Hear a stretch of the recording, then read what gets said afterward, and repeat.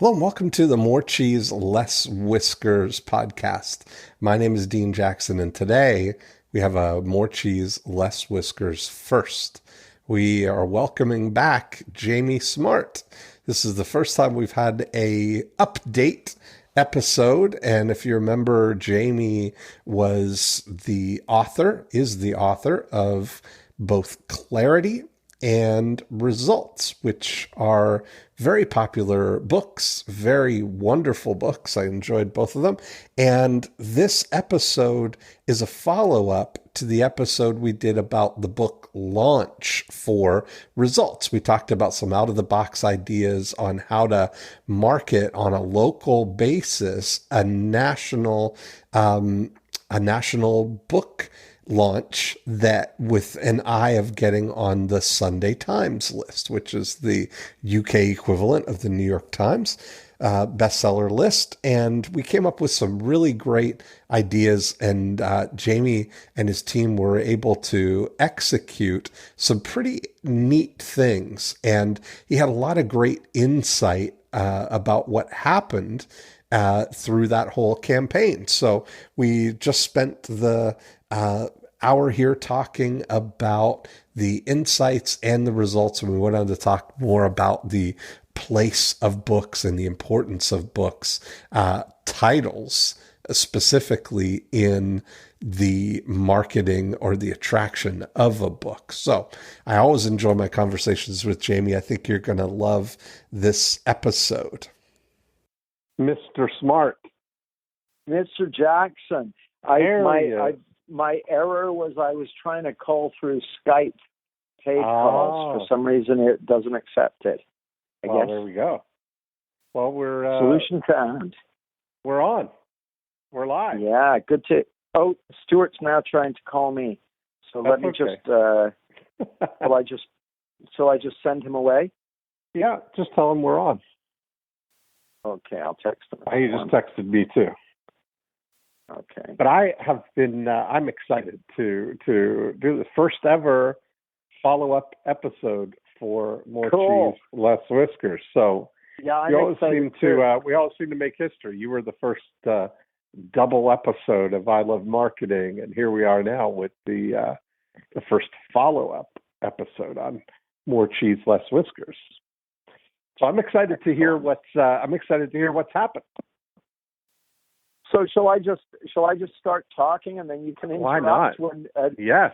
So we did a whole bunch of stuff, in much of it inspired by our conversation, and there's a story behind it. So I'll tell you that in a second. But let me cut to the chase first, which is that we did all this stuff, and Results became a Sunday Times bestseller, which is that's so great. Fantastic. So that's in the UK, that's the kind of the gold standard. So it's brilliant. The gap between, so we were number 4 on the Sunday Times bestseller list. The gap is, so we sold about 3,400 or 3,500 books. The number 1 bestseller sold like 6,500. So they sold almost twice as many of us as us. So it was far. It wasn't like if we'd spent an extra 500 bucks on Facebook. Right. Yeah. No, they were the number 1 spot. So it actually felt good because it was kind of like, okay, well, we did everything that made sense to us to do, and we got rewarded for it. So it was nice. But let me tell you the story. So we had the episode that we recorded. I don't even remember when it was, to be honest. Maybe October or something like that. I don't entirely remember. September, October. Well, it was right before the launch. So it was pretty early, probably, September, October. And so my first idea, and the thing that had really, there were a few things which you talked about which really struck me. And one was the Snapple campaign that you were talking about in your post the other day. And the other was the chalk drawings outside New York Fashion Show. And both of those really struck me. So the first idea I had was we have the thing in the book that really seemed to be something that maybe we could pull out and get a response, was this idea of the FedEx logo and the arrow and the spoon that are hidden in the FedEx logo. And if we could get people to see those and they have an emotional reaction to it, then we could do something with it. So my first idea was to put a sticker on the cover of the book and say, turn to page 17 and blah, blah, blah, blah, blah.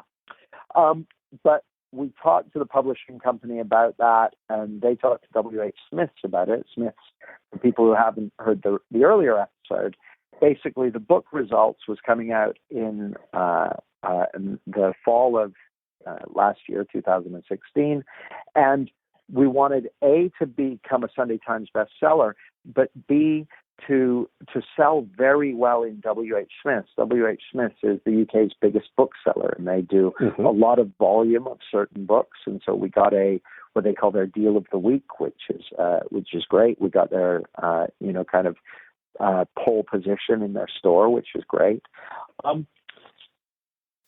So the first idea was to put a sticker on the book, but the publisher and Smith were like, no, we can't do it. It's not going to happen. And so then I was kind of like, we got to do it, and we'll figure out a way. And then I spoke to the publisher some more, and they said, well, actually, we don't think it'll work. And I'm like, what do you mean? And they said, well, actually, what we found, we've studied how people buy these books, and they basically see the book, and if the cover appeals to them, they pick it up, look at the front cover for less than a second, they turn it over, look at the back cover, maybe riffle the pages, and then they go buy it. So it's very, very fast. They said, we don't believe great that data. Yeah, it's great to know. They said, we don't believe that people will slow down enough to follow the instructions and do the thing, because they're moving fast. These are high traffic times. The stores are crowded. People are moving very, very fast. They're not going to do it. It's not going to work.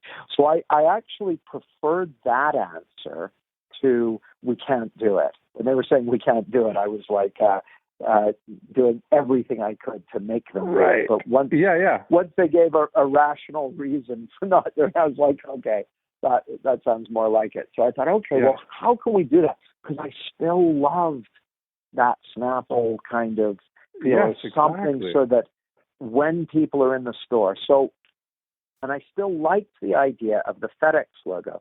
So I had been wanting to do some experiments with viral video. I'd never really done much in the way of making videos and that sort of thing. So I had an idea, which is, what if we went out in the street and got regular folks just walking past, and business people and that sort of thing, and got them to have the experience that I was trying to get them to have with the sticker. And what if we made a film of that? So we did that. We created basically a 1.5-minute long film of basically reaction shots of people going, oh my God, and this sort of thing, holding the book outside a W.H. Smith shop. So we did that, and then one of the things we did was, and this is pretty ninja actually, I thought it was, we work with an agency called Roar Digital, and our contact there, Matt Duggan, we were brainstorming this, and he said, well, here's something we could do. He said, we can now W.H. Smith have thousands of shops in the UK, but only certain stores carry these books, would be carrying my books and these kind of business-friendly personal development books. And these are what's called their travel stores. And these are stores in railways and airports and hospitals and motorway services. But no one except us knows what a travel store is. So you can't say to people, go to a travel store. And so what Matt's idea was that we would get the postcodes of every single one of those travel stores. Yeah. And then when we put them into Facebook and we set it up so that when people were in that postcode, their phone would geolocate, and when they were in that postcode, we sent them the video of people having that reaction shot, and we sent them ads of In fact, I put it up on the email mastery page, but I can share it on your page or in a More Cheese Less Whiskers page. Matt did a case study about this with the photographs we used and that sort of thing, if people want to look at it, because it's really, really great. And it's very, very cool. So I can, actually, there's a link. So if you type in roarlocal.com, so roar as in lions roar, roarlocal.com/Jamie Smart, there's a link to the Facebook campaign, the images and explaining what happened and stuff. So that was really good. And what happened with that is we spent about 675 pounds on it. So that's about about a little under $1,000, I think. And what we got was we managed to reach 113,000 unique people in those target locations across the country. That was in the course of 1 week. So we wanted how many to people? target Sorry, them. how many did you target? What we managed to reach was 113,632 people in those target locations. So that's how many people saw the ads or the video or whatever, because they had walked into that postcode. Right on. And so we did things because we needed to sell a physical book. We needed them to go into the store and buy a physical book. We did things like have popping up on their phone would be a photograph. Like, let's say they were walking through Liverpool Street Station, which is this big train station in London. What would pop up on their phone was a photograph of the W.H. Smith shop that would be right in front of them in Liverpool Street Station with a massive copy of my book standing next to it. So things like that they'll see when they walk into that postcode or when they drive into that postcode. So I love it.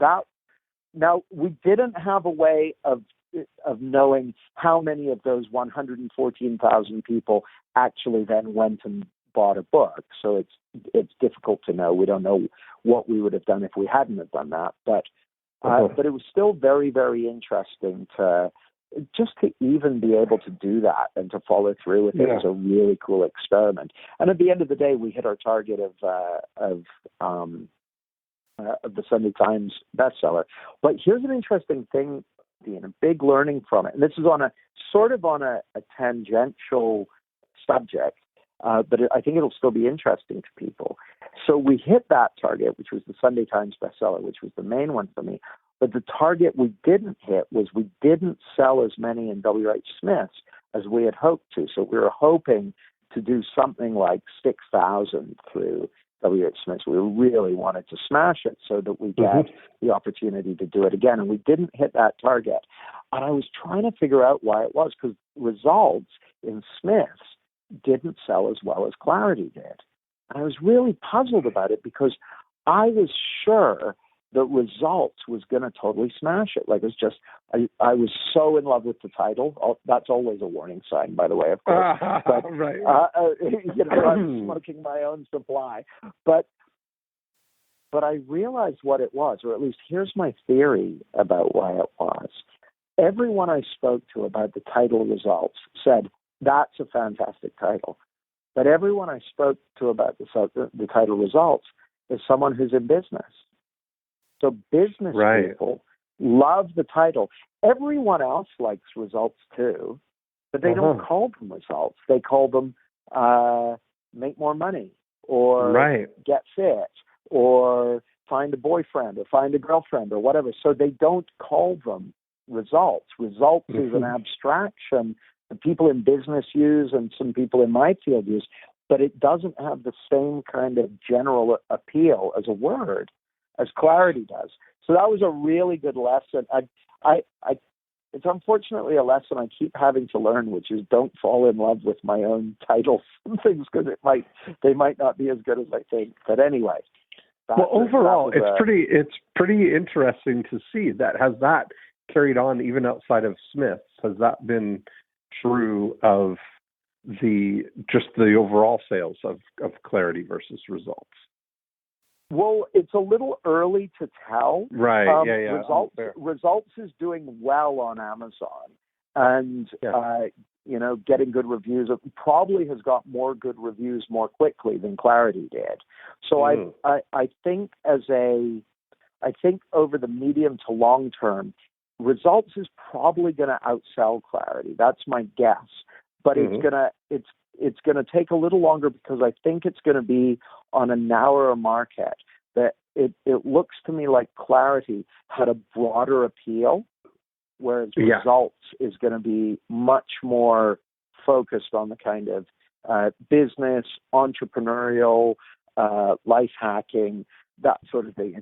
It's a narrower market, but I think perhaps because it's kind of interesting. Clarity, you're right. There's a lot that goes into a word. Like Clarity has its own implicit reward in just the word itself, right? That there's the Clarity. Results. It seems like it has to be contextualized a little bit. Or attached to something. Yeah, and what I noticed after I wrote Clarity, what I heard all over the place was people saying we need to get clarity. Like politicians would say it on the news. Talk show hosts would say it on talk shows. That people. So it's a very universal word. The idea that getting clarity is a good thing, that's very universal. Whereas Results doesn't have quite as broad a kind of relevance, I don't think. Yeah. It's kind of an interesting overlay when you think about the stats that you were kind of sharing with me, or the research that was it the publisher or Smith's had for you about the way that people buy the book. It was the publisher. They had actually sent researchers into the store to observe the behavior of people buying from the travel stores. And it's really interesting that level,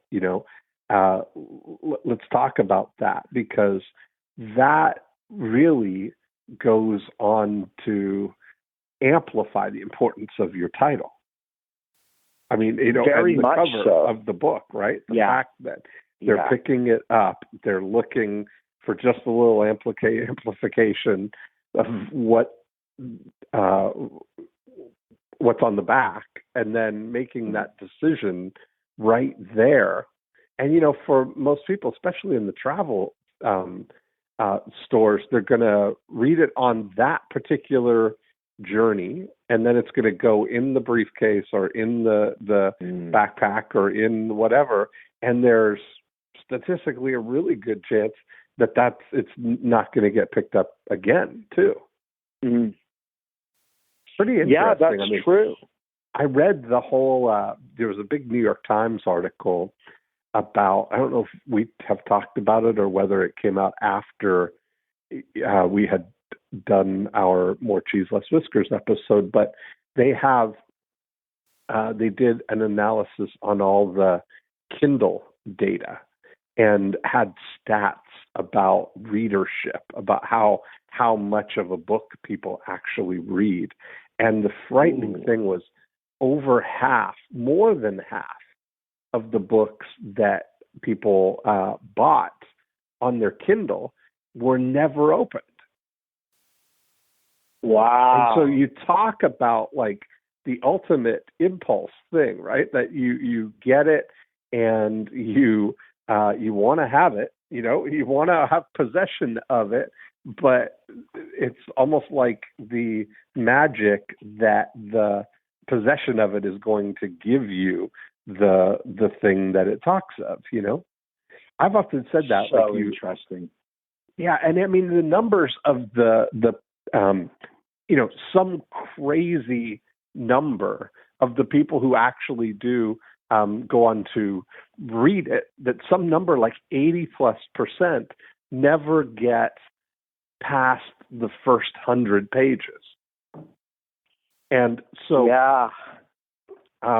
the narrowing of the field of the people who actually like read a book in its entirety, cover to cover, is phenomenally low, And that's where the getting the importance of that title in really grabbing that relationship right away. That's why I love this idea of having the book, especially when somebody is in a W.H. Smith or in something where you don't know who they are. I mean, they're going to go and buy a book, but then you don't get the data of who that person is. It's different than if they went to your website to buy it or download it, And so you look at that idea of having somebody take some action that has a payoff that's preferably within that first reading, that they can actually do something to text you or to leave their email address or to get something that amplifies it. That makes a big difference. Well, that's one of the things we've done with results. We did it with the first book to some degree, but with results, we've taken it to another level. So on the very first page of the book, it says, discover your personal clarity quotient and accelerate your results. And it says a little bit about it, and then gives them a URL to get a free clarity quotient. But then what we do is at the end of each chapter, we've got a QR code and a URL where they can go and get materials. So they can do things like if there's stories about people in the book, they can go and hear a podcast episode, an interview with the person whose story I've told in the book, or they can get a downloadable PDF of the images or charts or things like that. So we've tried to really enrich the content at each stage so that there's good stuff there for people to go and explore and that sort of thing. But what I found is even with this, and it's funny, it speaks to what you were just saying, with clarity, we sold, so far something like 25 to 26,000 copies of that book. And I think we've had maybe 2,000 people of those go and get the data. But that would square with what you're saying. Most of them, a whole bunch of them aren't even opening it up. They're just buying it. Right. It's like, that's pretty, it's pretty funny, but, really a big piece of it, I think, That's why this whole idea that's why I've been such a proponent of the idea of the 90-minute book, of doing to get all of the upside of it, really, aside from the Sunday Times, status that comes from it or whatever, but to get all of the benefit of it, and realizing that, just like you said, the publisher has found that people, in physical bookstores pick up the book, they look at the front cover, look at the back cover, and then go and buy it. They're making that decision on the strength of the title. And so the importance of really being able to strike a chord that resonates, is, I have always said, it's 80+% of the importance of the book, I think that's exactly right. People really do judge a book by its cover. Mm-hmm. Of course, I did a 90-minute book as well since results came out, actually. That's right. You did your what was the name of your 90-minute book? You did your scorecard book. Yeah, it's called Your Exponential Practice Scorecard. Your Exponential Practice Scorecard. And that, those words, exponential practice, is really a great, that would resonate with people who that's what they want. I really love titles that are clear, that what that is about, and I look at it that I'm always kind of collecting in my mind this the titles that really kind of demonstrate this. Like I've often said that a book like Financial Peace by Dave Ramsey is completely, in 2 words, getting completely into the desire of his ideal target audience, right? Anybody who's in financial turmoil, that they're tormented by it or burdened by it or, in trouble for it, stressed out about it, to think that there's an opportunity to get financial peace. Those 2 words just soothe your soul just reading them, right? Imagine holding that book in your hand must lower your blood pressure. Just, right. Having it, right? A calming, soothing effect that comes over top of it. And that really, that goes a long way. I've just heard Tim Ferriss today, actually, on a podcast, but I've heard him talk about this before. The 4-Hour Work Week is a brilliant title because it says you don't need to explain it. You get it. It's what it is, right? And but he was talking about that the original title that he really wanted for that book and had done his talks at Princeton on was called Drug Dealing for Fun and Profit. And because it was the story of him building his supplement business and getting it to an automated business that really took less than 4 hours a week for him to run. But you didn't get that. That message didn't come unless you know the backstory, right? You have to figure that out. And so most people, when they're making a decision on a book, don't have the benefit of your backstory or the depth of understanding that would come after they've read the book, Yeah, it's one of those lessons, Dean, that I can't hear often enough because it's just so essential. It's so essential. And I love those things. I look at it that, when you hear titles like that, what's your, what kind of examples come to mind for you about titles that demonstrate this? Ooh, so I'm just casting an eye over my bookshelf. One that jumps out to me is Nir Eyal's book, Hooked, actually, because it's one of those ones that I immediately got. I don't know if it doesn't have the same kind of feeling quality, but Financial Peace is so good. That, it's just so... But here's one that I think is quite good. This is by Paul Zane Pilzer. It's called Unlimited Wealth. Right, exactly. That tells you what that's about. Yeah. So I think that's a good one. I'm just literally looking through my bookshelf right now.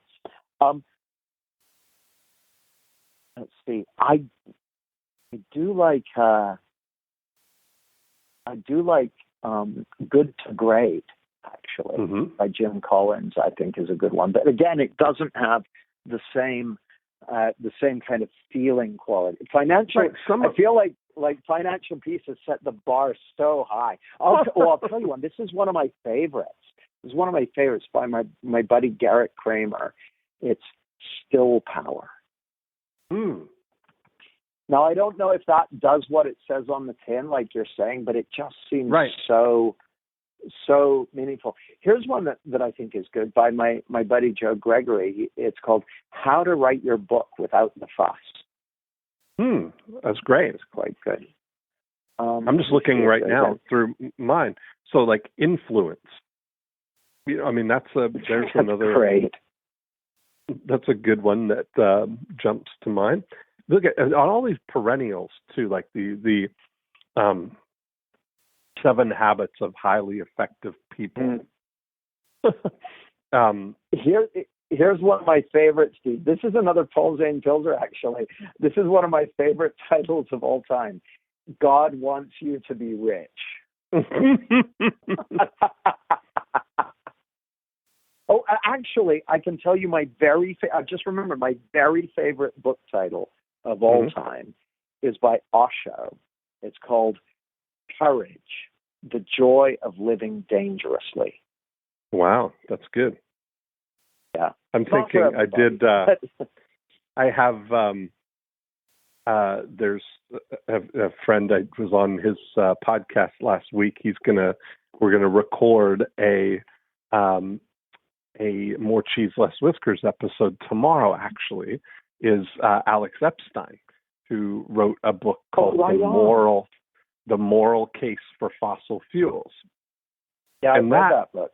Yeah, that title, I mean, what a brilliant title. It's right up there it's right up there in that creating and taking a position. And I think about, the things like, almost 20 years ago now, I wrote a book called Stop Your Divorce. And those words alone promised the benefit, the relief that you're looking for, right in there. I think that's something, that if people can get that, come out of this, that so much of the success of any book, whether you're doing it traditionally published through a bookstore, which is going to have to depend on the ability of the book and the cover to get somebody to pick it up, look at it, say, oh yeah, that's for me, and then put it in their basket or go and buy it. Or even more importantly, when you're trying to go out to attract people, to find the right audience, that you're attracting them to raise their hand or to buy it from you. Now you seem Sorry, go ahead. No, I want to hear what you were going to say because I'll remember. I've just remembered another one, which is my friend Shah. Her first book was called Stop Talking, Start Doing, Kicking the Pants in 6 parts. That's great. And that was really I think that became the UK's #1 business bestseller in W.H. Smith. She just sold a ton of books with that one. Yeah. Now, you look at what's happening there. It's very interesting that Stop Talking, Start Doing is just so perfectly, yes, that's exactly what I need to do. But first, let me just read this book real quick here. It's perfect.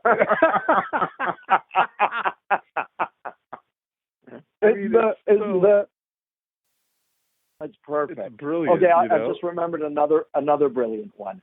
This is genius. This was a huge bestseller. This is by Paul McKenna. He wrote a book called I Can Make You Thin, and it was just a massive seller. And I think the reason was because he recognized that the people in his audience, they believed that the power was outside of them, that they were. I was just going to say that's inherent in that title, is not saying is how to get thin or, to all of those things. It's saying, I can make you thin. That sounds like something is going to magically happen. And I'm not going to which is what everyone who goes to a sorry, go ahead. No, I can make you thin. That's beautiful.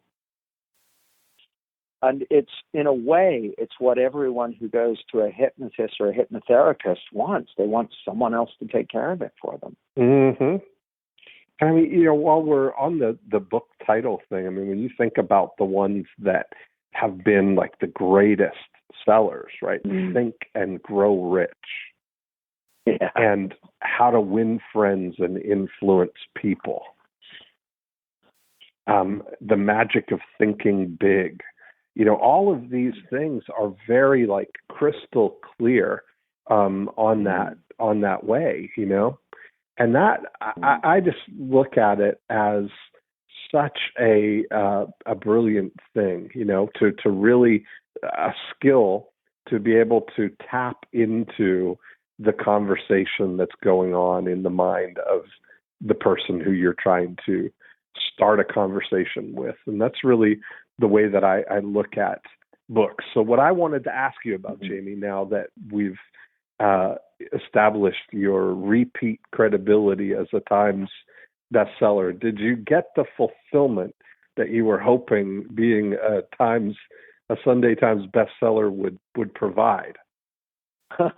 Well, wouldn't it be wonderful if we lived in a world where fulfillment could be provided by such thing? But no, of course not, because it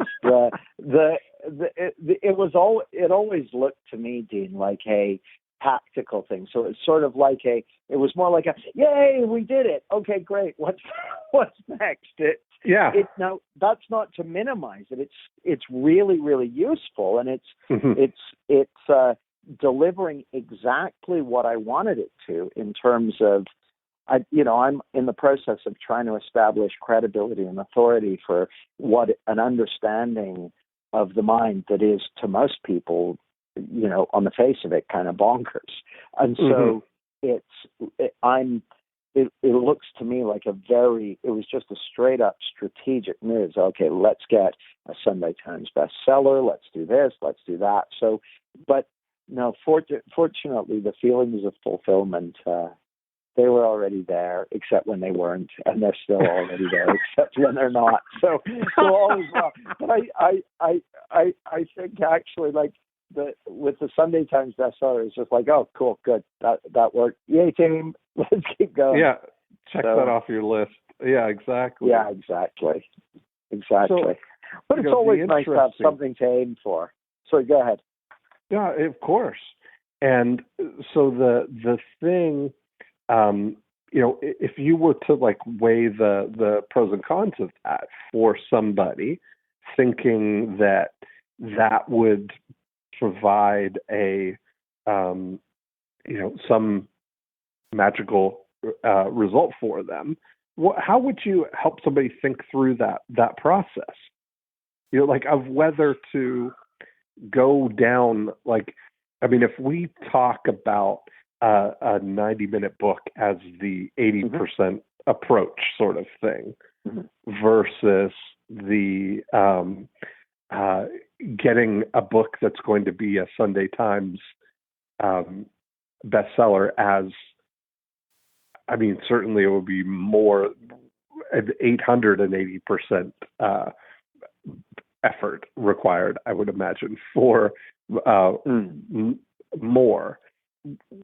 How would you help somebody kind of work that through?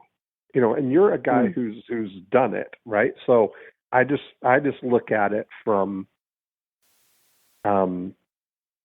let's use me as an example then, so I'm not going to put other people in that situation. Like, so we can talk about it as a real just a conversation between you and I about it. What would be the the approach kind of thing, or the aspiration?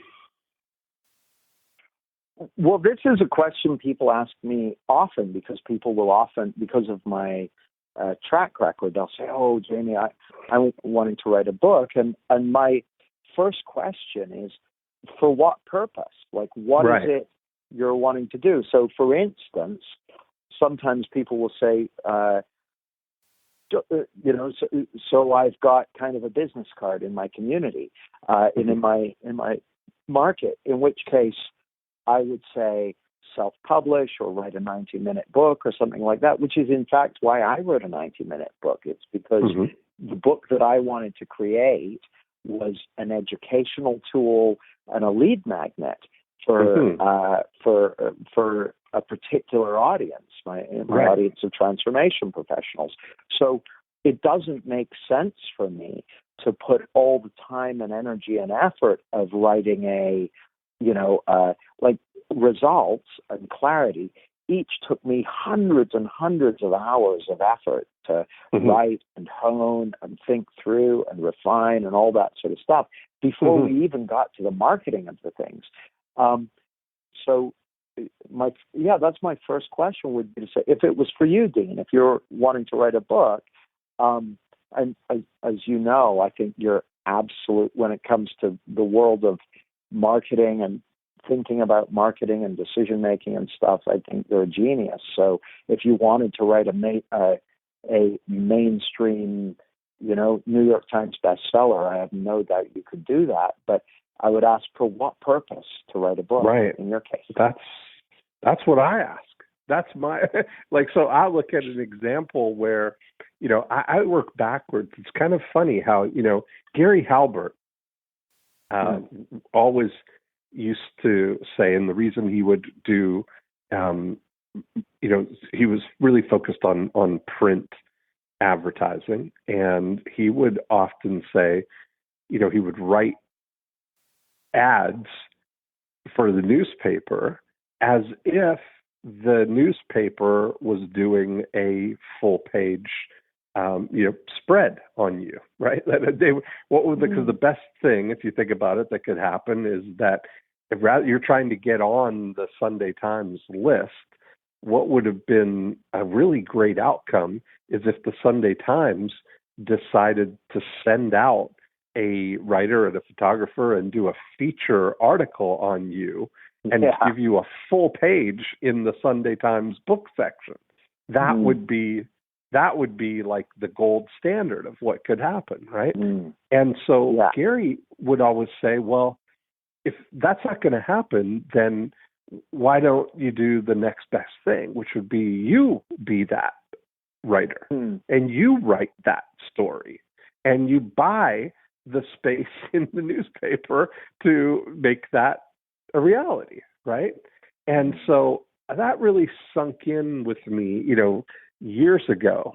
And when I started doing, let's use email mastery as an example, because I did a 90-minute book of email mastery, and which is a good title, and it's in the right direction. It's all about email, and so I was thinking about the idea that wouldn't it be great if Success Magazine did a article about it, right? Which is not really going to happen, but I did the same approach, right? So I have this idea of the 9-word email as the magic trick that anybody can benefit from, and wrote an article or an ad that we put in a full-page ad in Success Magazine that had the headline of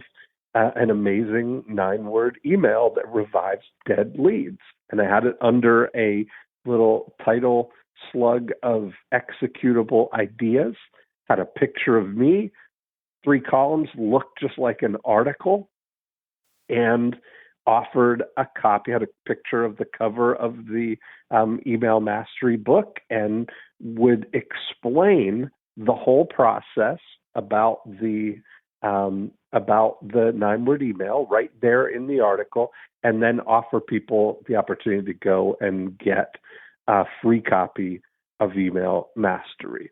Now, that book was largely transcripts from we did a 3 episode arc about email marketing on I Love Marketing, and the book was the transcripts of that plus the explanation of the 9-word email and some other email marketing strategies. But all of that, the only purpose of it was just to get engaged in a dialogue with somebody, and from that, now rather giving away the book for free and engaging with people, and then having and building a community of people in our email mastery program, helping people actually implement these things with a course and a community and some coaching that is a $1,500 investment program that is far more profitable right from the very beginning than putting all of that information that would be in that course into a book, you know? You know what, Dean? I just want to interject here. I signed up for Email Mastery back at the end of 2014 with you, and I reckon that $1,500 is the best $1,500 I've ever spent. Well, I appreciate that. And that's, I think that there's, that's my intention with this, you know, is to really, and to get that level of value. Like if you're really focused on, I know that I can, with these principles, with the types of emails, with the knowledge, have a far greater impact in somebody's business than a $20 book. Even though it could be the same information, it's worth so much more than that to people, you know? Mm-hmm. Yeah, totally. Really totally interesting. Like I just think about, for most people, how that, you know, if they're thinking about writing a book, that to really think that through, as I just look at the book as a throughput into a conversation, you know?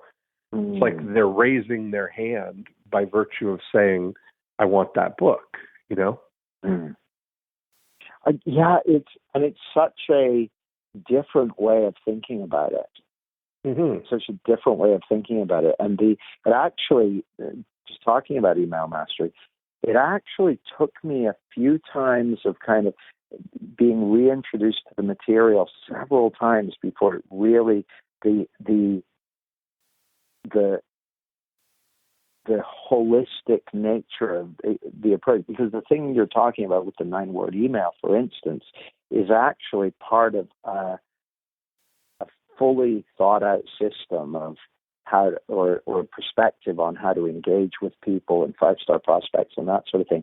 And it took me a while to really see it. Like it's so distinct from what most of us, I think, have been educated in as what marketing looks like. And actually, what most of us have been educated in is what bad marketing looks like. and when it's funny, when I'm talking to my clients about, you know, building business and sales, I said, look, because a lot of the people in my community, which is transformation professionals, so coaches, therapists, consultants, trainers, nutritionists, folks like that, and they tend to really hate selling and really feel uncomfortable about selling and marketing. Right. But actually what they're uncomfortable about is all the examples they've had of it being done badly. Right. So the stuff that, and actually I'll say to them, well, what was your experience of being sold to by me and my team? Well, it didn't feel like being sold to. It felt like you just asked me the right questions at the right time, and it felt really supportive and nice and that sort of thing. It's like, well, this is an example of what selling should be like, rather than you know, some dodgy, high pressure, double glazing salesman or something. Right. So it's just a very different mindset, and I really see that in what you're doing too, Dean. It's like seeing it from almost like turning the telescope around and looking at it from the other direction. That's true. How has the engagement been with people who have downloaded your scorecard book so far? So far, I haven't been keeping a close eye on the stats for that. We've got a different process that we've been using that's driving a lot of our a lot of our business at the moment. So actually the lead magnet that's doing best for us at the moment is sending people straight to my Facebook group.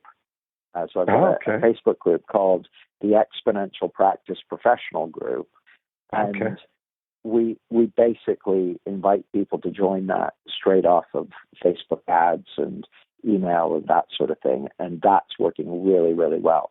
The scorecard book has only been up for a short time, for maybe a month or something, and as a proper lead magnet. So I'll get some numbers on that and see how it's looking, but I'm not up to date with it at the moment, Dean. I've found, so I can future cast for you a little bit, because I've got my Profit Activator scorecard. And so we've been through profitactivatorscore.com, having set up a whole opportunity for people to take the scorecard online. So they can fill in the score and do the segments, and I offer along with it the Breakthrough DNA book and the Profit Activator Scorecard book. So as a starting point, it's the place that I start every kind of relationship now. And what I've noticed and had in conversations with people is the clarity that they have after filling out the scorecard is they know where they stand. They know the lay of the land. And the way that the scorecards work is, rating themselves on a number from 1 to 12 for each of the 8 profit activators. And I've really found that I can overlay kind of an interpretation of it by looking at the way whatever people are answering, I know exactly what they need, but more importantly, they know what they need because they see what the possibility is, right? And there's a big difference when you look at the, those 12 numbers, 1 to 12, being divided into 4 columns. There's a big difference between column 1 and column 4. And somebody who's in column 1, which is failing at that particular one, they may not even know that a column 4 exists or how to articulate it. And so what I look for to see that people are in, I know that one of ours is delivering a dream result, right? That's Profit Activator 5, delivering the dream come true result. And I know that if somebody rates themselves highly on their ability to get results for people, that's really what I'm looking for, is somebody who's really good at that. They may rate themselves a 9 or a 10 or 11 on getting dream results, but they may rate themselves a 3, 4, 5 on generating leads, on Profit Activator 2, on getting people to raise their hand, or on converting those leads. So I look at it, and we know that it's crystal clear what somebody needs, and the conversation just flows so easily because you're not coming into it blind. You're coming into it with a very specific understanding. And especially, I think, where they have set their aspiration, and that was something brilliant that Dan Sullivan kind of built into this, is building your actual score and then your aspirational score is what you would like to be. So if you're you're a 3, but you want to be a 12, then you're feeling that it's that gap that's creating that the pull, the draw to want to continue, to want to move on that. Yeah, and we're seeing similar stuff with our scorecard, and I'm really loving it as a tool. It also allows us to diagnose what's going on for people, because if they've if on the first 5, we've got 10 rows on ours, and if they score themselves high on the first 5 but low on the next 5, then I know that they're delusional. They're not. They're not. It doesn't make sense. So there's something going on there. I don't mean clinically delusional, but they're kind of fooling themselves, and so that's a useful conversation to have. It really is, especially when somebody. Yeah, that's exactly right. If the way you've worded the scorecards, the way you've worded the mindsets, really can help kind of diagnose and set a path. Set a path for people. But I really love this. I think as a modern sort of business and marketing tool, that I can't imagine somebody who, for whatever reason, would want to write a New York Times bestseller or a Sunday Times bestseller or any level of traditionally successful book wouldn't first benefit from building an audience through starting with a book that's really serving the purpose of helping you get connected to people that you can ultimately help. Because just the economics of the book are not that's not where the real value is. It's not that somebody's going to write a book and all of a sudden it's going to just magically get on that list and you're going to be sitting in Saint-Tropez cashing royalty checks. That's not the way it works. And with the, I guess it might be different if you get a New York Times bestseller that becomes a runaway success and selling millions of copies. But for the vast majority of authors, the amount that they make from book sales itself works out at probably 50 cents an hour for the time they spent writing the thing. Right. I get it. I mean, that's my, I'm very fond of my leisure. Mm-hmm. More fond than the writing time that it would take to make that happen. Pretty funny, but awesome. Well, Jamie, I appreciate you coming to share the results of results. It's been a pleasure, Dean, and I thank you for the part you've played in many of my successes. That's awesome. And I will see you in just a few months right now. It's almost coming up in the summer. June. That's exactly right. I will be looking forward to that. And we'll need to get you. You'll be the first with your. What's your next book, by the way? What's your next project that you're working on? Well, the next book is almost certainly going to be the Little Book of Results because that's an easy win, and that's my opportunity to do a really brutal edit on results. So that's nice.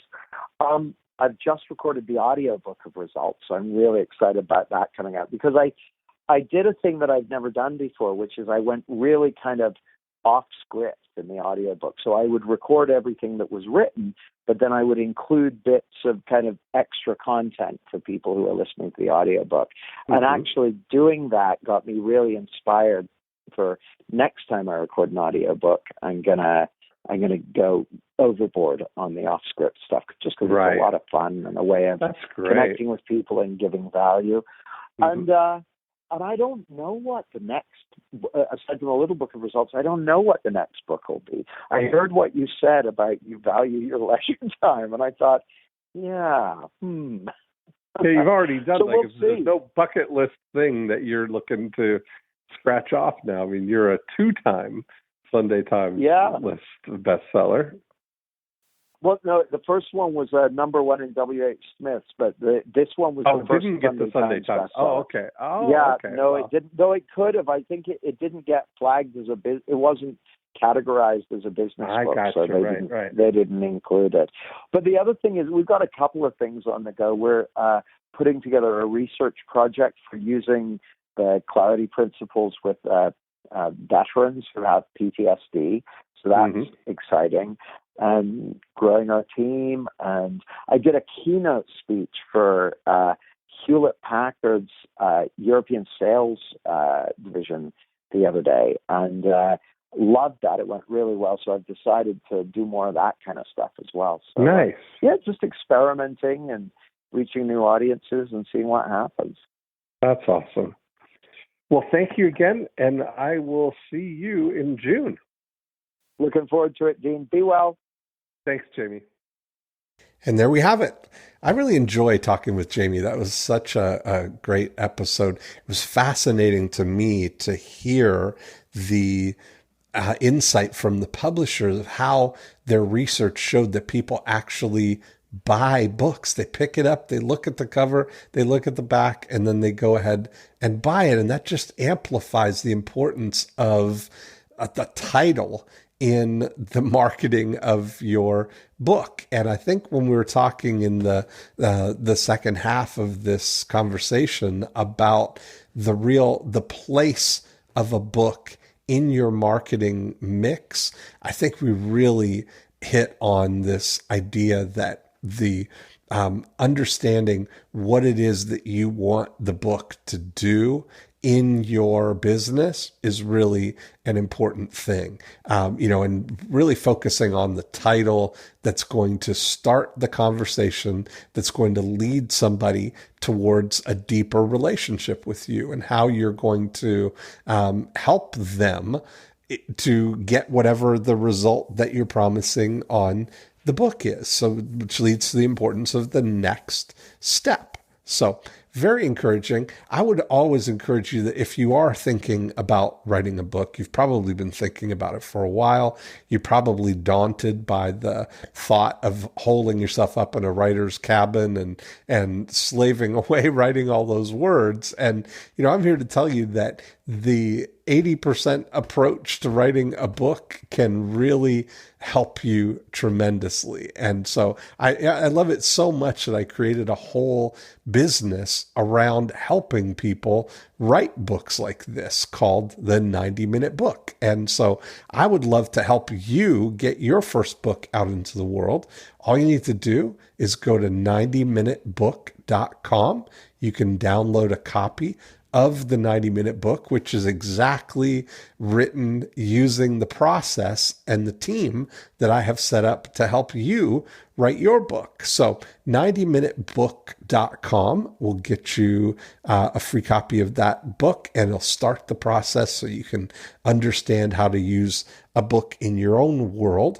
And then we mentioned on the call the idea of using a scorecard, and you can see another example or another use case for the way that we use 90-minute books in my business. And that's at profitactivatorscore.com.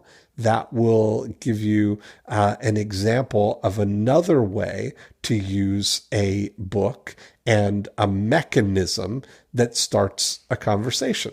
Plus, it'll be amazingly insightful for you for your business to see where you stand among the 8 profit activators. So check it out, 90minutebook.com, profitactivatorscore.com. And of course, if you want to carry on the More Cheese Less Whiskers conversation, you can go to morecheeselesswhiskers.com, download a copy of the book, click on the Be a Guest link, and maybe we can hatch some evil schemes for your business. That's it for this week. Have a great week. I'll talk to you next time.